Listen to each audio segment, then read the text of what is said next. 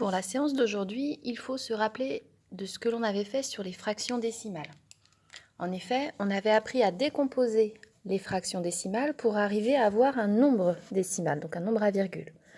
Donc 127 centièmes, c'est 100 centièmes plus 20 centièmes plus 7 centièmes. On simplifie au maximum. 100 centièmes, numérateur égale dénominateur, ça fait une unité. 20 centièmes, je peux enlever un zéro en haut, un zéro en bas, ça me fait 2 dixièmes.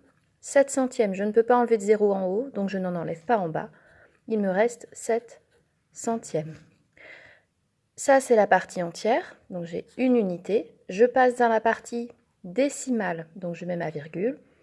2 dixièmes, premier chiffre après la virgule. 7 centièmes, deuxième chiffre après la virgule. On continue avec 183 dixièmes. Même chose, c'est 100 dixièmes plus 80 dixièmes plus 3 dixièmes. 100 dixièmes, c'est 10 unités. Pour vérifier, je peux aussi enlever un zéro en haut, un zéro en bas. Il me reste donc des unités. Donc ça fait 10 unités. Plus 80 dixièmes, c'est 8 paquets de 10 dixièmes. Je peux aussi vérifier en enlevant un zéro en haut, un zéro en bas, il me reste une unité. Donc c'est 8 unités. 3 dixièmes, je ne peux pas enlever de 0 en haut ni en bas. Ça reste donc 3 dixièmes. Dans ma partie entière, avant la virgule, j'ai 18. Je mets ma virgule. Dans la partie décimale, je n'ai que 3. C'est 3 dixièmes, c'est donc le premier chiffre après la virgule. Maintenant qu'on a revu ça, on va se concentrer sur les nombres décimaux. On va essayer de savoir comment on les écrit, comment on les décompose, comment on les compare. Donc on va commencer par savoir comment les écrire en lettres et en chiffres. Alors, une fois que tu as réussi à décomposer tes fractions, tu sais comment on construit des nombres décimaux à partir de fractions. Et bien maintenant, ce qu'on va essayer de comprendre, c'est ce que veut dire chaque chiffre, quelles sont leurs valeurs. Pour cela, tu as dans tes mails le tableau de numération. Il faut soit que tu l'imprimes, soit que tu le reproduises, comme moi je l'ai fait, pour pouvoir t'en aider. Ça va vraiment t'aider à lire les nombres, à les comprendre et à les décomposer tout au long des séances. Ce n'est pas juste pour aujourd'hui, ce sera aussi valable plus tard. Alors, pour exemple, on va reprendre nos deux nombres de départ et on va les placer dans le tableau. Toujours te demander ce qui fait partie de la partie entière, donc avant la virgule, et ce qui fait partie de la partie décimale, donc après la virgule. C'est pour ça que j'ai marqué une vraie séparation ici, pour qu'on voit bien la différence entre ces deux parties-là. Donc ici, dans 1,27, ma partie entière, elle est là. Ma partie décimale, elle est là. Donc tout ce qui est avant la virgule va se placer ici. Tout ce qui est après la virgule va se placer ici. Et la référence, c'est toujours la virgule. Donc par exemple, mon 1, je vais le coller à la virgule. Je suis donc dans les unités. 27, je me colle à la virgule. J'ai donc 2 dixièmes et 7 centièmes. 18,3, j'ai 18 dans la partie entière, 3 dans la partie décimale. Donc je commence à compléter. 18 dans la partie entière, 3 dans la partie décimale. J'ai noté d'autres exemples, on va les faire ensemble. 7 dans la partie entière, 83 dans la partie décimale. Attention ici, j'ai 0 unité. Dans la partie entière, j'ai 0, mais il faut quand même le mettre. Donc j'ai 0 unité et j'ai 0,4. Il faut le mettre le 0. On ne peut pas enlever le 0 quand il est au milieu du nombre. Donc je suis obligée de le mettre dans les dixièmes et je dépose mon 4 qui sera donc dans les centièmes. On verra tout à l'heure que c'est important, cette histoire de 0 que l'on ne peut pas supprimer. Je continue avec 107,345. J'ai 107 dans les unités, donc 107 unités. Et dans les décimaux, j'ai 345. 345, j'arrive dans les millièmes. Ensuite, 1280,07. J'ai 1280 dans la partie entière. 1280 unités et 0,7. Là encore, je n'enlève pas le 0, je suis obligée de le laisser, ce qui me fait 7 centièmes. Dernier nombre, 1000,052. Je place 1000 dans la partie entière, 1000 unités, et 0 52, ce qui fait que nous sommes dans les millièmes. On va maintenant voir comment écrire ces nombres en lettres. Donc, il y a plusieurs façons de faire. 1,27. Je peux dire que c'est 1,27. J'écris tel que je le prononce.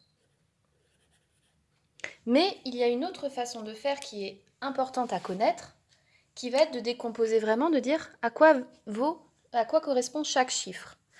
Ici, je vais d'abord trouver la partie entière. Je vais donc dire que c'est une unité dans la partie entière et, à la place de la virgule, je vais mettre un petit « et » pour dire que dans la partie décimale, j'ai 27. Donc j'ai une unité et 27. Alors ici, la question c'est 27 quoi? Pour cela, tu vas t'aider du tableau. Je regarde dans mon tableau 1,27. Je vais prendre le dernier chiffre. Ici, c'est le 7. Et je regarde dans quelle colonne il se situe. Il se situe dans la colonne des centièmes. Donc, je vais dire que c'est 27 centièmes. Je m'intéresse toujours au dernier chiffre pour savoir si je suis en dixième, en centième ou en millième. On va en faire à nouveau. On va faire le second. 18,3. Alors, je peux écrire 18,3. Mais le but, c'est vraiment d'arriver à écrire la deuxième façon, puisque c'est celle-ci qui est plus experte. Donc toujours, en premier, je me demande combien j'ai dans la partie entière. Donc j'ai 18 unités, avec un S, on n'oublie pas. Je remplace le mot virgule par « et ». Donc j'ai 18 unités, et dans la partie décimale, je n'ai que 3. Alors, 3, il faut se demander si c'est 3 dixièmes, centièmes ou millièmes. Pour cela, je regarde dans mon tableau. Je vois que mon 3, il est dans les dixièmes, c'est donc 3 dixièmes. Alors, j'ai sauté le 7,83 puisque c'est le même principe que le 1,27. C'est 7 unités et 83 dans la partie décimale. Je regarde le dernier chiffre, c'est 3 centièmes, donc on dira 7 unités et 83 centièmes. Je vais insister un petit peu sur le 0,04. Donc je l'ai écrit en noir d'une certaine manière, mais ce n'est pas la version experte. Ce qui va être intéressant, c'est de vraiment donner la valeur de chaque chiffre. Les zéros, en général, ils ne sont pas nécessairement cités. Donc pour cela, je vais enlever les zéros et je vais me concentrer sur ce 4. Mais il faut que je sache, c'est 4 quoi? Parce que si j'écris juste 4, on pourrait penser que c'est 4 unités, puisque 4, ça s'écrit comme ça. Ce sont donc des unités, ce n'est pas correct. Donc, je vais regarder dans mon tableau. Mon 4, il se situe dans la colonne des centièmes. Donc, c'est 4 centièmes. Je n'ai pas du tout écrit les zéros parce que je n'en ai pas besoin. Si je dis que je n'ai que 4 centièmes, ça veut dire que je n'ai mis que 4 dans ma colonne des centièmes et que tout le reste, ce sont des zéros. On fait le dernier exemple ensemble, 107,345. Je me concentre sur la partie entière. C'est 107 unités. Je remplace le mot virgule par « et » j'ai dans la partie décimale 345. Alors, je ne vais pas avoir la place de finir. 345. Alors, ici, je vais regarder le dernier chiffre. Mon 5, il est dans la colonne des millièmes. Donc, ce sera 345 millièmes. On n'oublie pas les S à la fin de dixième, centième et millième s'il y en a plusieurs. Alors, on va refaire quelques exemples ensemble. J'ai écrit plusieurs nombres décimaux en chiffres et le but, ça va être de comprendre comment on va les écrire en lettres, exactement comme on l'a fait tout à l'heure. 1,32. Plutôt que d'écrire 1,32, on va essayer de trouver la version experte. Je le place dans le tableau, donc avant la virgule, j'ai 1 et après la virgule, j'ai 32. J'ai donc une unité et 32. Je regarde le dernier chiffre pour savoir dans quelle colonne je suis. Je suis dans les centièmes. Donc j'ai 32 centièmes. Une unité et 32 centièmes. Le second, on le place dans le tableau pour réussir à le lire correctement. 4,592. J'ai 4 unités et 592. Je regarde le dernier chiffre, je suis dans les millièmes. Donc j'ai 4 unités et 592 millièmes. Le troisième, 157,05. Dans la partie entière, j'ai 157. Dans la partie décimale, j'ai 5. Le 0, on ne va pas le lire. J'ai donc 157 unités et 5 centièmes. Je ne vais pas lire le 0. Ça ne veut pas dire qu'il n'existe pas, je vais juste oublier de le dire. Je vais le mettre de côté. Je ne vais garder que mon 5. 157 unités et 5 centièmes. Même chose avec 49,003. Je place mon 49,003. J'ai 49 unités et 3 millièmes. Je ne dis pas les zéros. Je regarde dans quelle colonne se situe mon 3 et ce sont des millièmes. Donc 49 unités et 3 millièmes. J'en ai mis après des plus difficiles exprès pour qu'on puisse avancer. 0,07, je le place dans le tableau. On ne va plus dire 0,07, on va se contenter de lire le 7, puisque les zéros, j'évite de les lire. Donc on pourrait dire j'ai 0 unité et 7 dans les centièmes, donc 7 centièmes.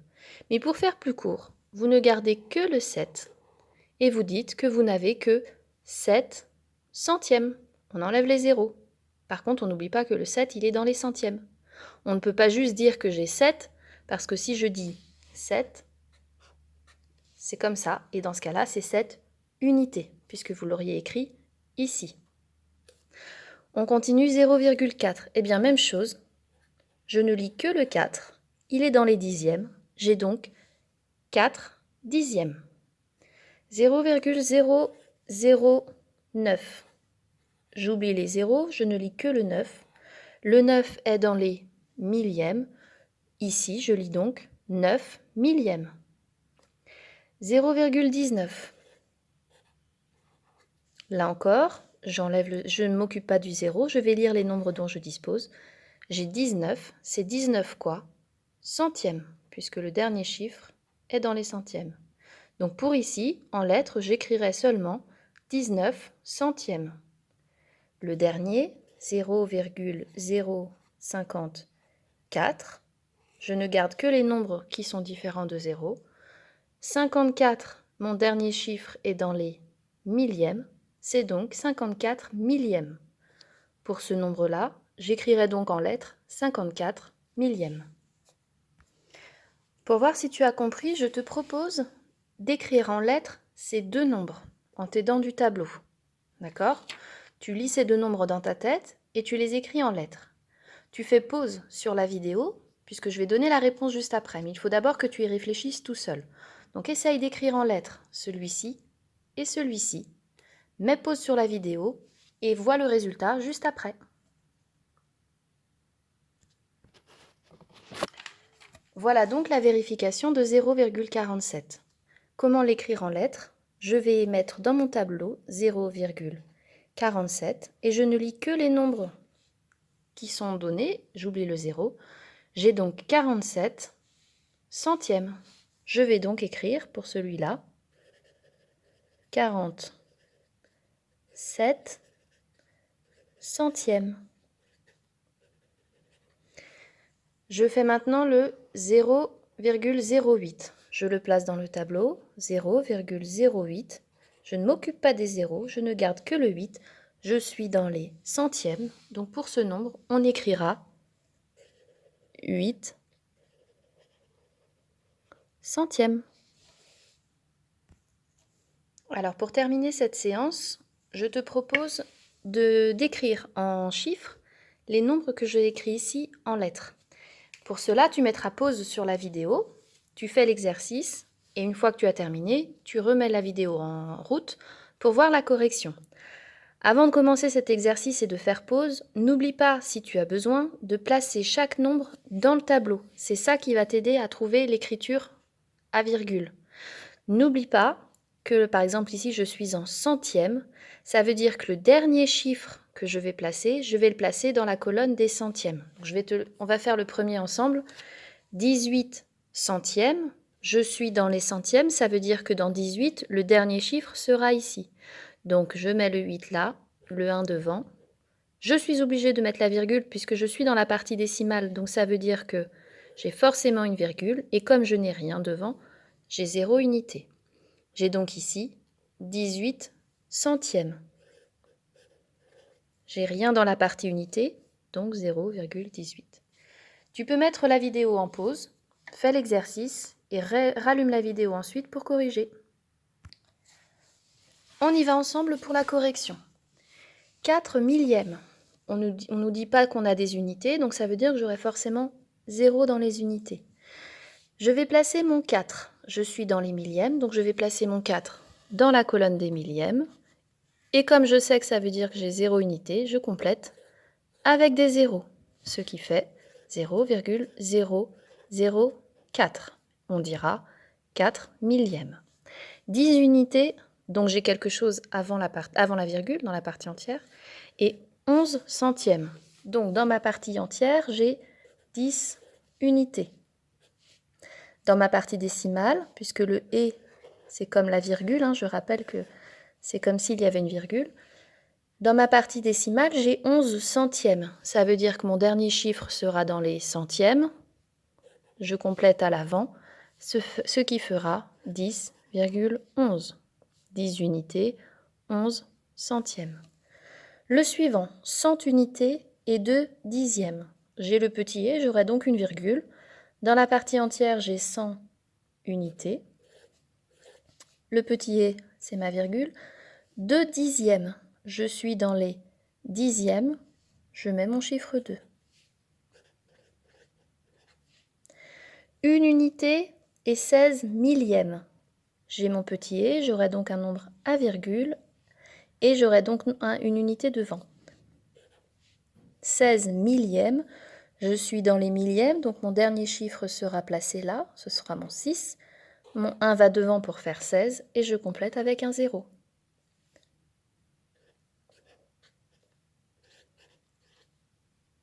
1,016. 15 millièmes, je n'ai pas de petit « et ». Ça veut dire que je n'ai rien dans les unités, donc j'aurai forcément 0, quelque chose. 15 millièmes, je suis dans les millièmes, je mets mon dernier chiffre dans les millièmes. 15, ce sera donc le chiffre 5. Je complète et je complète avec des zéros. Avant-dernier, 3 dixièmes.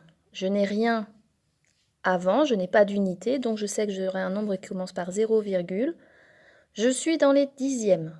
Dixième, c'est le premier chiffre. 3 dixièmes. Alors, je n'ai plus de place dans mon tableau. Je vais le faire juste au-dessus. Je décale. 9 centièmes. Je n'ai rien dans la partie unité. Je n'ai pas de petit « et ». Donc, je sais que mon nombre commencera par 0, je suis dans les centièmes. Donc, mon chiffre sera forcément dans la colonne des centièmes. Je complète par des zéros. Pour terminer cette leçon, il faut vraiment savoir par cœur que le premier chiffre après la virgule, c'est le chiffre des dixièmes. Des dixièmes. Le deuxième chiffre après la virgule, c'est le chiffre des centièmes. Et le troisième chiffre après la virgule, c'est le chiffre des millièmes. Ça, il faut le savoir par cœur, exactement comme on a appris que le premier chiffre, c'était les unités, les dizaines, les centaines, les unités de 1000, les dizaines de 1000, etc. Ça, maintenant, vous le savez. Et bien maintenant, dans la partie décimale, il faut connaître par cœur un dixième, un centième, un millième.